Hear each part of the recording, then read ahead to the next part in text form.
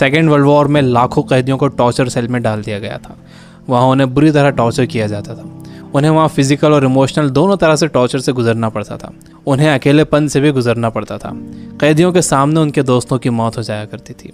उन्हें अपने दोस्तों और रिश्तेदारों को मरता हुआ देखना पड़ता था। ऐसे में कैदियों को ये लगने लगा था कि उनका भी मरना अब पक्का है। ये सब देखकर कैदी इमोशनली बहुत डिस्टर्ब हो जाते थे, बर्दाश्त नहीं कर पाते थे और वो सदमे से ही मर जाते थे। सेकेंड वर्ल्ड वॉर में कैदियों को रखने के लिए कई कैंप्स बनाए गए थे। उन्हीं कैंप्स में से एक कैंप में बंद थे psychologist doctor Victor Frankl. Victor उन कैंप्स में 3 साल तक रहे। उन कैंप्स में उन्होंने जो भी देखा, जो भी एक्सपीरियंस किया, जो भी टॉर्चर सहे, किसी को मालूम नहीं था कि वो इसके बारे में एक किताब लिख देंगे। उस किताब की करोड़ों कॉपीज़ बिक जाएंगी और कई भाषाओं में वो किताब ट्रांसलेट हो जाएगी। उन्होंने किताब लिखी जिसका नाम था मैन्स सर्च फॉर मीनिंग। अभी जो कोरोना क्राइसिस चल रही है, आप घरों में बंद हो, बोर हो रहे हो, अच्छा नहीं लग रहा है, तकलीफ हो रही है, तो आप अपनी इस तकलीफ को ज़रा इन टॉर्चर सेल्स के फ़ोटोज़ से एक बार कंपेयर ज़रूर करना। इससे मुझे पक्का यकीन है कि आपको अंदाज़ा हो जाएगा कि हमारी तकलीफ़ इन टॉर्चर सेल्स की तकलीफ़ के मुकाबले कुछ भी नहीं है।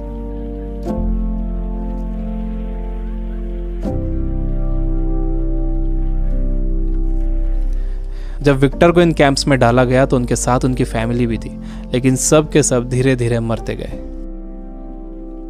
विक्टर एक इंसिडेंट बताते हैं। उनके साथ एक कैदी था। उसने फरवरी महीने के आखिर में एक सपना देखा। उसने विक्टर को बताया कि कल रात उसने एक सपना देखा था। सपने में एक आवाज़ गूंजी कि मुझसे जो पूछना है पूछो। तो मैंने उससे पूछा कि हम इस कैंप से बाहर कब निकलेंगे। तो उस आवाज़ ने कहा कि 30 मार्च को तुम लोग बाहर निकल जाओगे। इस सपने के बाद उस कैदी को पूरा यकीन हो गया था कि वो 30 मार्च को रिहा हो जाएगा। मार्च का महीना शुरू हो गया। वो एक एक दिन गिन रहा था। धीरे धीरे दिन निकलते गए। जब मार्च का महीना ख़त्म होने आया तो उस कैदी को ये दिखने लगा कि वो रिहा नहीं हो सकेगा। 29 मार्च को वो बीमार पड़ गया और 30 मार्च को वो मर गया। ऊपरी तौर पर तो ये लग रहा था कि उस कैदी को कोई बीमारी हुई है जिससे वो मर गया, लेकिन विक्टर जानते थे कि वो कैदी किसी बीमारी से नहीं मरा था, बल्कि नाउम्मीदी से मरा था। उसके मरने की वजह थी उम्मीद का ख़त्म हो जाना, होप का ख़त्म हो जाना।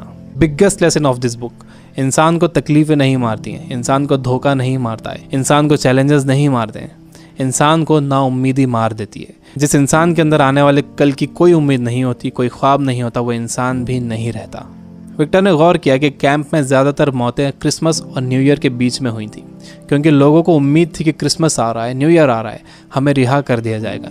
लेकिन जब ऐसा नहीं हुआ तो उनकी उम्मीदें टूटी और वो मर गए। जब भी किसी इंसान की उम्मीदें ख़त्म होती हैं तो उसका इम्यून सिस्टम कमज़ोर हो जाता है, और जब किसी का इम्यून सिस्टम कमज़ोर हो जाता है तो वो किसी भी छोटी मोटी बीमारी से मर सकता है। यानी पहले उम्मीदें ख़त्म होती हैं, उससे इम्यून सिस्टम कमज़ोर होता है, उसके बाद वो बीमारी ताकतवर हो जाती है। दूसरी चीज़ विक्टर ये बताते हैं कि आपके पास ज़िंदा रहने के लिए एक बड़ा सपना होना चाहिए, एक लॉन्ग टर्म गोल होना चाहिए। जिसके पास आने वाले कल के लिए बहुत बड़ा ख्वाब है, उसके लिए आज की तकलीफ़ें, आज की प्रॉब्लम्स बहुत छोटी होती हैं। जब किसी का बिलीफ बड़ा होता है, किसी का कॉन्फिडेंस बड़ा होता है, किसी का सपना बड़ा होता है, किसी का कमिटमेंट बड़ा होता है, तो उसके सामने आने वाली क्राइसिस, प्रॉब्लम्स, तकलीफ़ें सब छोटी हो जाती हैं। हम कोरोना वायरस की क्राइसिस से घर में रहकर मुकाबला कर सकते हैं। आपको अपनी सुरक्षा करना है, लेकिन इससे घबराना नहीं है। आपको अपनी उम्मीद को ख़त्म नहीं होने देना है। विक्टर कहते हैं कि जब कोई प्रॉब्लम या बीमारी आती है तो आपकी बॉडी कमज़ोर पड़ जाती है, लेकिन आपका माइंड बहुत पावरफुल है। आपको इसे कमज़ोर नहीं पड़ने देना है। आप रोज़ टीवी देख रहे हो, आप बुरी न्यूज़ सुन रहे हो कि इतने मरे, इतने बचे, इतने सीरियस, ये आपको मेंटली वीक बना देगा। आप मेंटली वीक हो जाओगे तो आपका इम्यून सिस्टम भी कमज़ोर हो जाएगा, जिससे आपका बीमार होने का ख़तरा बढ़ जाएगा। विक्टर कहते हैं कि वो 3 साल इन कैंप्स में इसलिए ज़िंदा रह पाए क्योंकि उनके पास कल के लिए बड़े सपने थे, विल पावर थी, उन्हें ये किताब लिखना थी। तो वो सारी प्रॉब्लम्स, सारी तकलीफ़ें उनके सपनों और इरादों के आगे छोटी पड़ गईं और वो इन सब से बाहर निकल गए। तीसरी चीज़ जो विक्टर ने ऑब्जर्व की थी वो ये कि जब इंसान के सामने कोई प्रॉब्लम आती है तो वो उसे कैसा मीनिंग देता है। वो उसे पॉजिटिव मीनिंग देता है या नेगेटिव मीनिंग देता है। जैसा भी आप उसे मीनिंग देते हो, ये मीनिंग ही उस प्रॉब्लम को आपके लिए मुश्किल या आसान बनाता है। आपका मीनिंग उस प्रॉब्लम को या तो और बढ़ा देगा या उसे ख़त्म कर देगा। फॉर एग्जाम्पल, आप कहीं जाने के लिए घर से बाहर निकलते हो और आप देखते हो कि आपकी गाड़ी का टायर पंचर है। अब आपको बहुत गुस्सा आ जाता है। आपको लगता है कि क्या इसे अभी पंचर होना था, या आप ही के साथ क्यों हुआ, पूरा मूड ख़राब हो गया। आपने इसे दे दिया नेगेटिव मीनिंग। आपके पास एक और ऑप्शन था। आप सोच सकते थे कि हो सकता है कुदरत आपको वहाँ जाने से रोक रही हो सकता है कि आप किसी बड़े एक्सीडेंट से बच गए हों इसकी वजह से। अगर तेज़ स्पीड में गाड़ी का टायर पंचर हो जाता तो एक्सीडेंट हो सकता था। अच्छा हुआ कि निकलने से पहले ही आपको टायर पंचर मिला। ये है पॉजिटिव मीनिंग। इंसान यूजुअली नेगेटिव ही सोचता है और इस नेगेटिव सोचने की वजह से हम हर चीज़ का नेगेटिव साइड ही देखते हैं, उसका पॉजिटिव साइड नहीं देखते। जैसे कोरोना क्राइसिस में जितना टाइम आपने फैमिली को दिया है, क्या आपने कभी पहले इतना टाइम दिया है? मेरे कुछ दोस्त जो किताबों से बिल्कुल दूर थे, उन्होंने बुक्स पढ़ना शुरू कर दिए, वो रीडिंग हैबिट बना रहे हैं। अगर कोरोना क्राइसिस ना होता तो क्या ऐसा होता था? जितना मैं इन दिनों पढ़ रहा हूँ, पहले इतना कभी नहीं पढ़ता था।